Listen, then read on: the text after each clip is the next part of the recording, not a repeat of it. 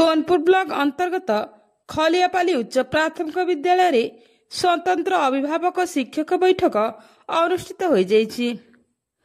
विद्यालय प्रधान शिक्षक श्री लोकनाथ दास अध्यक्षतार बैठक अनुष्ठित हो जाइछि। विद्यालय परिचालना कमिटीर सभापति श्री बुद्धदेव कांड मुख्य अतिथि भाव जोग देइथिले। श्याम सुंदर पात्र सभा कार्य परिचालना करथिले।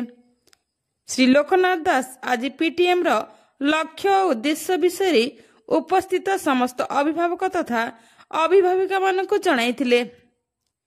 चिन्हट होइथिबा विद्यालय बाहर समस्त पिला मानकु मुख्य स्रोत रे शामिल करिबा पई प्रधान शिक्षक श्री लोकनाथ दास गुरुत्व प्रदान करथिले।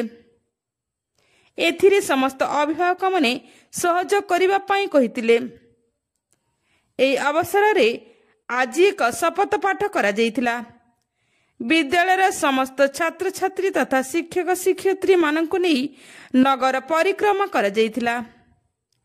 आजिर बैठक रे श्री खतुसुना, श्री निर्मल पोढ़, श्री सुरेंद्र मेहेर, श्री प्रभात बेहेरा, श्री श्याम सुंदर पात्र, श्रीमती लिपिनारायणी प्रधान सहयोग करथिले।